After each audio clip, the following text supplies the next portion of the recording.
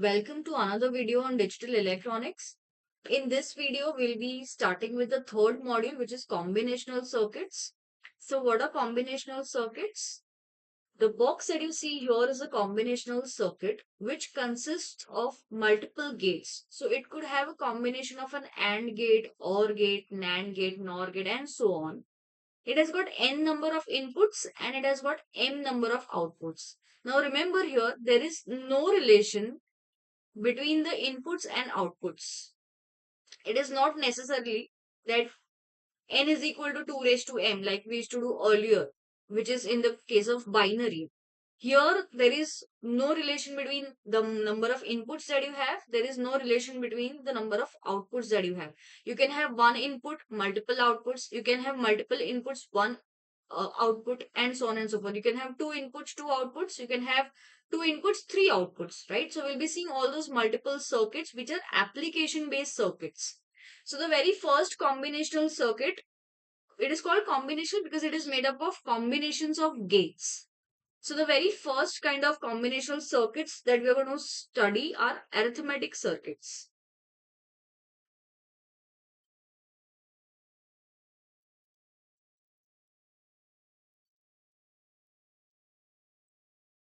So the first arithmetic circuit that we are going to study is called as an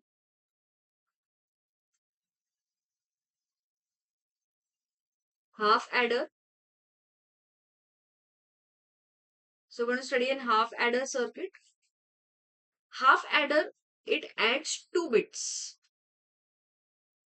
Two single bits it adds. So let's consider one bit as A, another bit as B. Since we have two bits, how many combinations are possible? 2 raised to 2, since we are talking binary, right?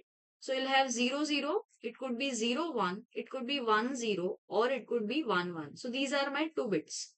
Now sum, the output of this addition will be a sum, which is the addition of these two, and the output could be a carry. So while we add, there are chances that we get a carry out of that sum. So these are my inputs and these are my outputs. And what I'm drawing right now is the truth table for the half adder. So let's see what the sum is. We have to add two bits. So 0 plus 0 will give me sum 0 and of course a carry 0. 0 plus 1 will give me a sum 1 and a carry 0. 1 plus 0 will give me sum 1 and a carry 0. Now this case is very important where we have 1 plus 1. So 1 plus 1 is ideally 2, right? 1 plus 1 is ideally 2. But in binary, we cannot write 2. We can either write a 0 or you can write a 1. So what we do is we represent 2 in its binary form, which is nothing but 1, 0, right? So when I do 1 plus 1, my sum is 0 and my carry is 1. So this is my sum, this is my carry. And hence my sum is going to be 0 here and my carry is going to be 1. So this is how you write the truth table of an half adder. Now we have to write down the equation and then implement the circuit for it. So let's write down the equation. Since we have two outputs, we'll be having two equations, one for sum and one for carry. So the sum equation we'll be writing in a SOP form. So look out for ones. So I have a 1 here and I have a 1 here also. So for this one, my input combination is A bar because it is 0 and B. So sum will be A bar B plus it is SOP, right? So sum of products. And the next product term will be AB bar. AB bar. Now if you remember our basic equation of gates, A bar B plus AB bar is nothing but your XOR gate. So this is nothing but an XOR equation.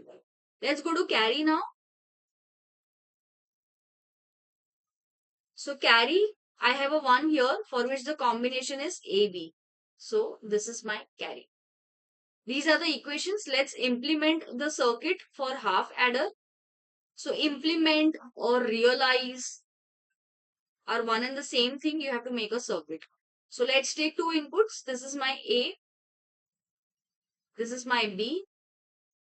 Let us make an XOR gate here. So this is my sum. I have same A and same B going through an AND gate. This is A into B, carry, and I have a carry here. So this is how you implement a half adder circuit. Now let's see what is a full adder circuit. See here, in this numerical or in this problem, I used to add only 2 bits. There is no provision of adding this carry that is generated here. So, say for example, I have multiple half adders in continuous sequence in which I'll have to add the 2 bits and a carry which is generated from the previous addition. So, in all, I should make a provision to add 3 bits together, right? And hence we go for the next circuit